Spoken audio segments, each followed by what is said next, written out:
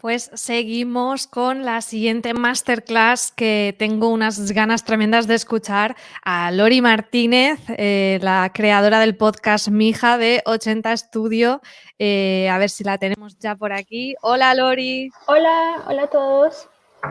Bueno, Lori es productora de podcast. Ella es colombiano-estadounidense, concretamente de Queens, Nueva York, aunque ahora está en París, vive allí, y es la productora de 80 Studio Podcast, una productora que se ha especializado en promover contenido, bueno, diríamos que destaque la pluralidad de las culturas, de las voces de diferentes culturas, y para eso además ha utilizado los idiomas. Su podcast Mija fue, yo creo, el primero en hacer esto de tener varias versiones en varios idiomas.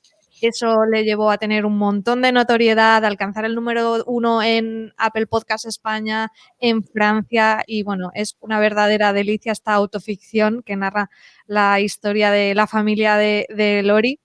Y bueno, nos apetecía muchísimo tenerte a ti porque siendo una productora independiente, todo lo que has conseguido, la visibilidad a nivel internacional y el empujón que has dado a los podcasts, para nosotros es un verdadero honor tenerte aquí. Y nada, muchas gracias en primer lugar y bienvenida. Gracias. Súper contenta de poder compartir el proyecto con ustedes. Bueno, pues os dejo ya con Lori, que nos va a contar un poco todo este proceso de producir su podcast Mija, el caso de Mija en 4 idiomas, y luego vuelvo para recoger esas preguntas que nos podéis ir dejando en el chat. Muchas gracias. Bueno. Hola a todos. Bueno, María explicó un poquito mi estudio, pero les voy a presentar un poco más en detalle. Yo empecé 80 en 2019 con uno de los primeros podcasts multilingües en ficción, que es Mija Podcast. Nuestro lema es Raising Voices Across Culture y Culturas sin Barreras en español. Es algo que es muy importante para mí, haber crecido en Queens y todo eso, con todas esas culturas y todos esos idiomas de mis amigos y en la escuela y todo eso. Quería poder compartir las historias en mi casa de producción de la misma manera. Entonces eso empezó con Mija Podcast.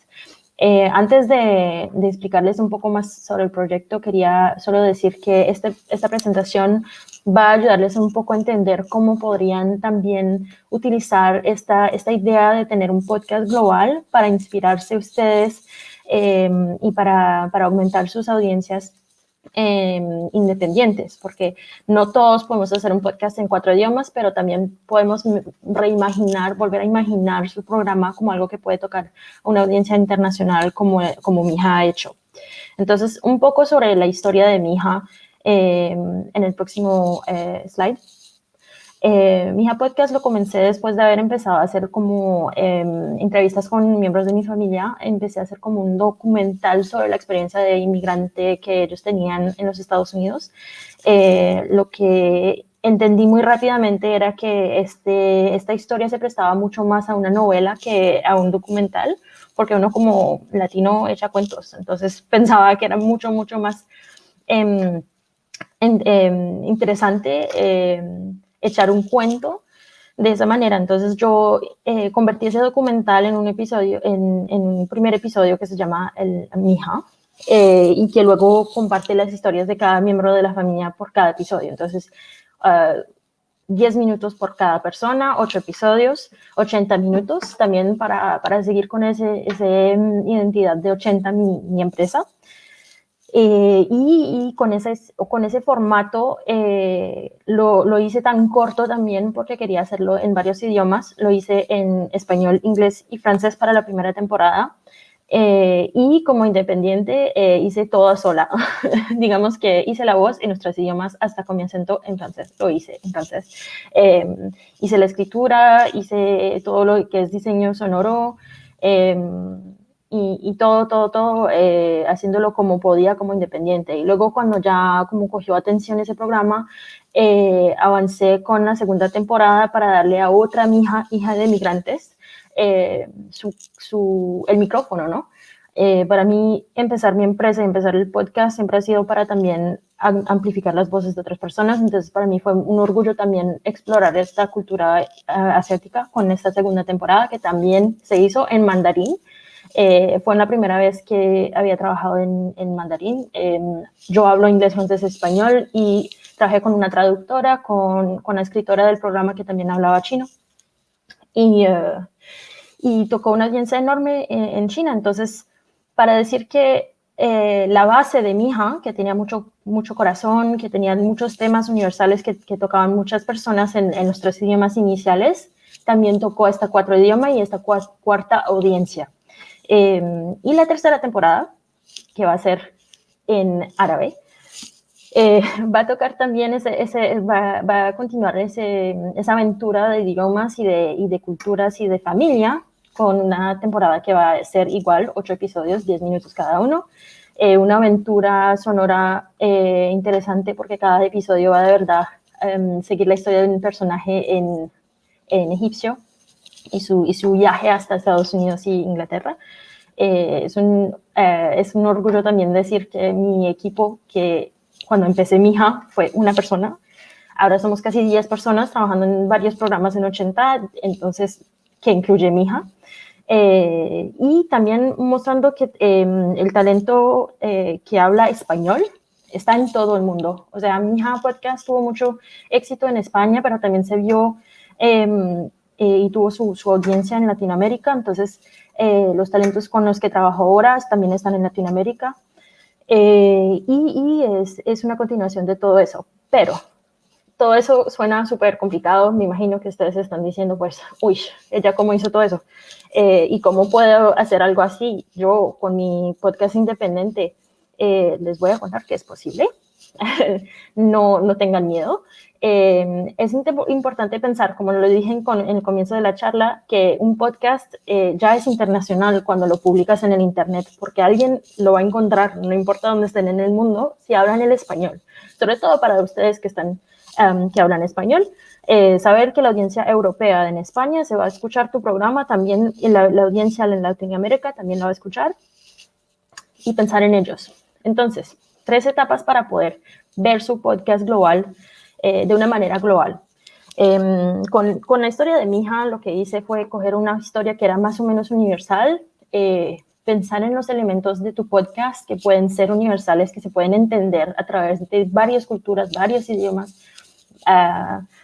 sin barreras. O sea, entonces los elementos en mi hija que tocaban esas cosas eran familia, orgullo cultural, identidad, amor y romance, y la experiencia inmigrante, porque les cuento que aunque la historia era colombiana-americana, la primera temporada yo tenía oyentes en Inglaterra, tenía oyentes en España, tenía oyentes en todo el mundo que también como que se vieron en la historia, sabían lo que era llegar a un país y perderse. Entonces esos son los elementos. Obviamente no todos los podcasts son para ser universales, no tienen que ser todos universales, pero pensar en los elementos que podría utilizar para, no sé, hacer un comentario que podría tocar el oyente que está más lejos de lo que uno imagina. Lo que yo recomiendo hartísimo es mirar los charts de Chartable, no sé cómo se pronuncia en español así, es una manera de ver dónde las personas de los rankings están escuchando en todos los países. Entonces, por ejemplo, van a ver que su audiencia está primordial. Pues la primera audiencia de ustedes puede que esté en España, la segunda puede que esté en Colombia. Y cuando ves esos stats, puedes utilizarlo para decir, ok, puedo hacer algo en mi contenido, encontrar un elemento que puede tocar esa audiencia también. La segunda es acceso. Obviamente el acceso al contenido de un podcast ya es lo que dije, está en el internet, entonces todo el mundo lo puede ver. Entonces traducir es solo una de las maneras que uno puede hacer esa globalización de su podcast. Nosotros en Mija lo que habíamos hecho fue la traducción pura y una adaptación en los nuevos idiomas. La versión de la primera temporada, inglés, francés, español, fue una traducción de un programa que fue designed para estar internacional.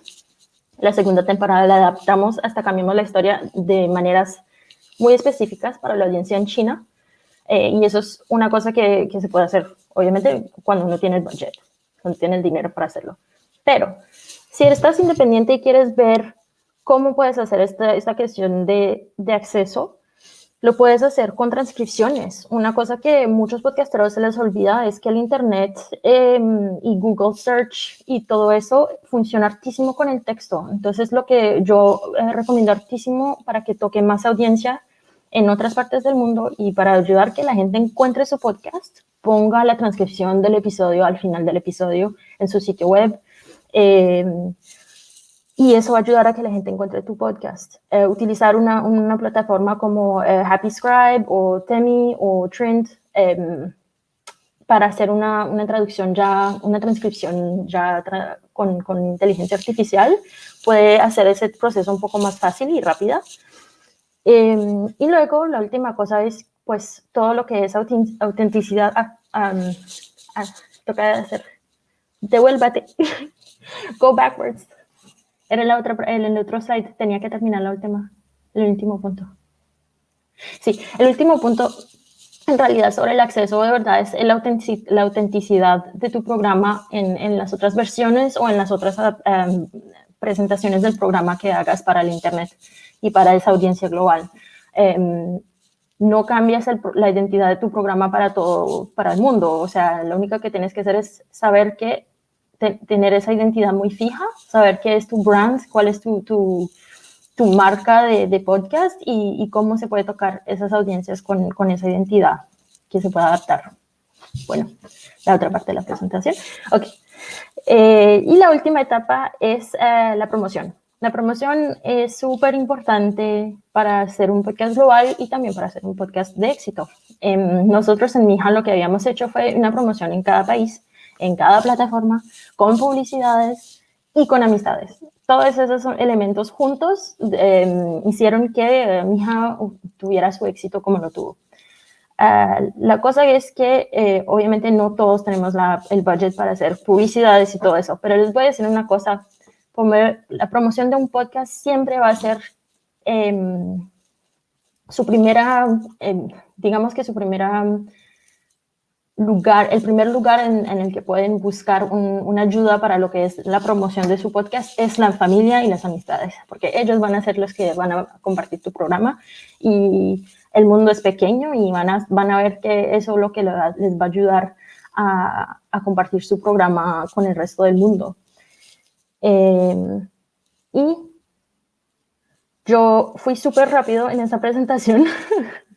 Entonces tenemos un poco más de tiempo para preguntas. Tengo 4 minutos de adelantado, entonces entremos en el chat ahora para empezar a discutir un poco sobre lo que es amplificar su audiencia en su audiencia española, su audiencia en español, en el mundo.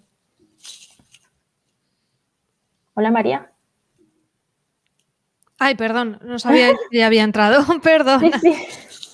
Súper interesante el proceso que has dicho y el tema de la inversión. ¿Cuál crees, empiezo yo a hacerte alguna pregunta, cuál crees que es la importancia de esos destacados que tú conseguiste en Apple Podcasts? O sea, ¿qué peso crees que tiene la selección del contenido editorial por las plataformas? Todo lo que son promociones así ayudaron hartísimo a aumentar la audiencia de Mija en varios países, específicamente en España. Cuando lanzamos el programa tuvimos el featuring en Apple Podcast y eso ayudó hartísimo. Todo lo que son promociones así con las otras plataformas como Castbox y todo eso ha ayudado hartísimo para cada país. Lo que es importante saber es que no todos los países están en Apple.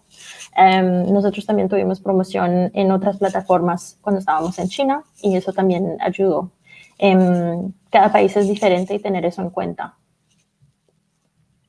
Hablas también de innovación. Estuvimos en un reportaje que nos hicieron en Artesfera, en Radio Nacional, y hablabas mucho de...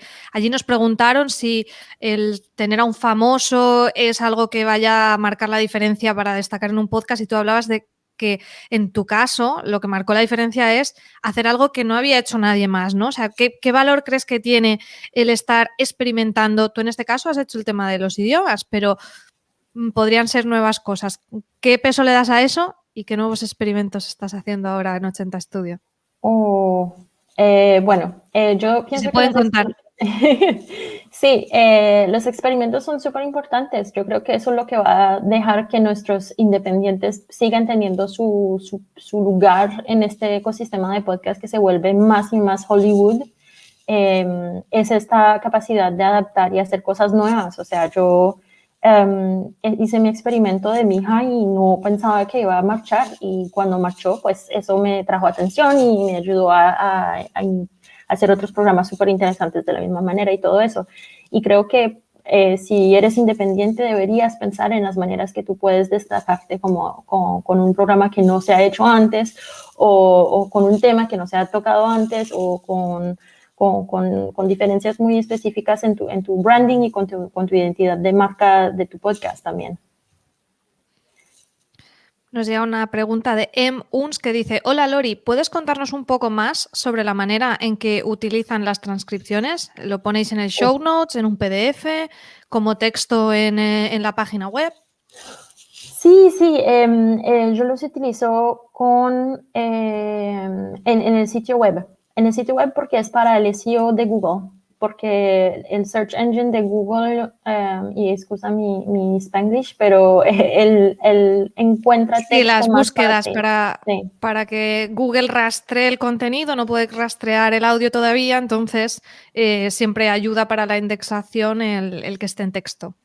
Exacto. Y también ayuda para las personas que no pueden oír tu podcast, las personas que tienen disabilidades y no pueden escuchar, darles acceso también al programa. Entonces tiene doble beneficio esta cosa de transcripciones. Y recomiendo varios programas y plataformas que pueden utilizar, que lo hacen en español, de hecho, más que nada, porque yo también tuve la dificultad de, todas estas cosas de transcripción están en inglés y no en francés ni en español.